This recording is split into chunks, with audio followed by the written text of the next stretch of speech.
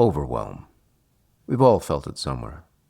In some new craft, some skill, some project, something we're learning, a language, a way of thinking, an entire community. Something existed well before we ever got there and is huge. We can feel defeated before we even start. What do we do?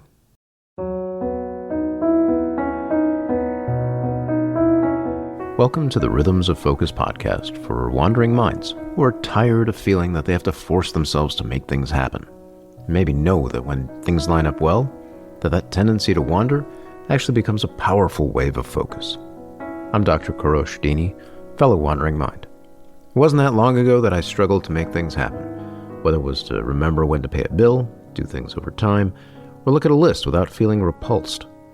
Fast forward through years of study and practice, I can now not only deal with the world, I can be creative, playful, and engage in the ways that make sense to me.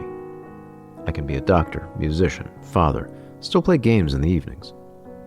I've created this podcast to share these ideas so you can do the same, hopefully with a lot less of the troubles I needed to go through to get here.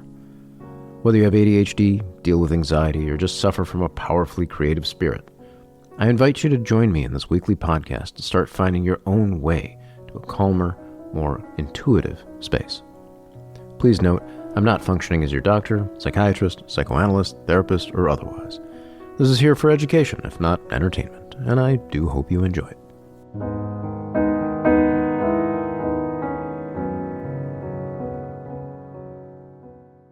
I'd been studying marketing in this course by someone I'd consider my friend now, Billy Broas, B-R-O-A-S. If you're ever interested in someone who can teach marketing without it being about taking away someone's agency and instead supporting them, he's your guy. He's not paying me to say that, and he'll probably discover that I'm saying this if he listens to this podcast now. In any case, I'd been studying marketing, taking his class and the materials and the lectures as they'd outpace me. I'd furiously and frantically take notes. I did what I could to put down these tasks, put these reminders together of what I'd like to come back to. It's okay, I'd tell myself. I'll just add those little trailblazing marks, those tasks here and there to know where I left off, be able to come back to it. Someday, maybe. I didn't always write the best worded tasks either. Might forget them, who knows. So the feeling of overwhelm was creeping up on me. Looking at my project and the tasks, I saw this pile of ideas. How do I reword them? Do I tag them? What order should I put them in? Does it matter? How do I tackle this beast? Beyond a certain number of tasks, ideas, definitions, there can be a sense of collapse. It feels infinite.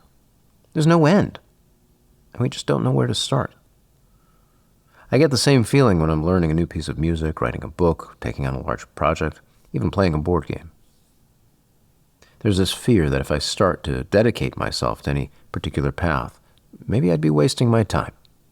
What if there's some other path, something more important, more efficient, something I could be doing better? Well, that could always be the case.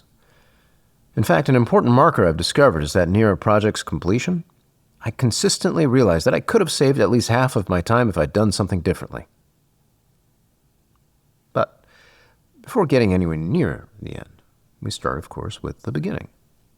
The irritation, the anxiety, the confusion, all blending together into, let me just check my email. To start moving at all, it's important to first acknowledge the emotion. The overwhelm is there.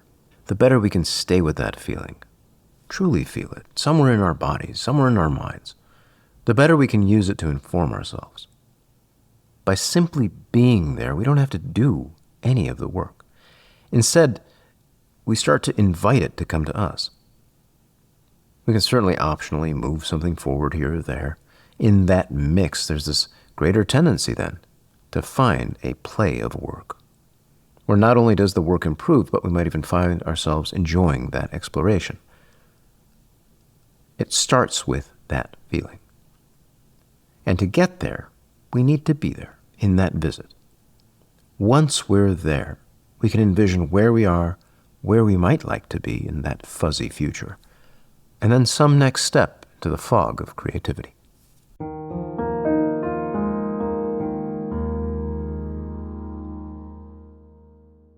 Every emotion has its own wave. By listening to certain music, we hear that flow, that crash, that sudden shift. Music, after all, with its simplicity of beats and pitch, can often capture emotional swells in ways that words, at least by themselves, don't. Of course, that's an unfair comparison, but only because words, when used well, summon much of their power from the music welling within them themselves. The following piece is a bit of a dirge, stumbling, swirling, maybe even overwhelming. It's called What Does This Look Like to You? It's in C minor, one of my favorite keys, in 3/4 time. I hope you enjoy it.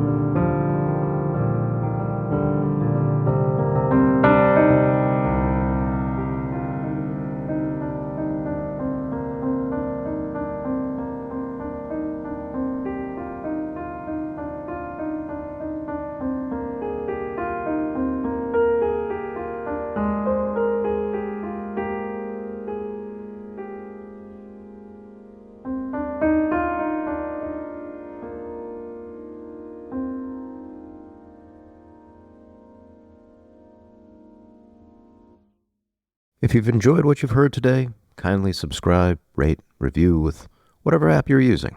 If you're on the Apples, press the Apple buttons. If you're on the Spotifys, press the spots. If you're on the YouTubes, press those things, whatever the things. And if you're feeling especially generous, consider leaving a review. Maybe mention your favorite piano piece or just say hi.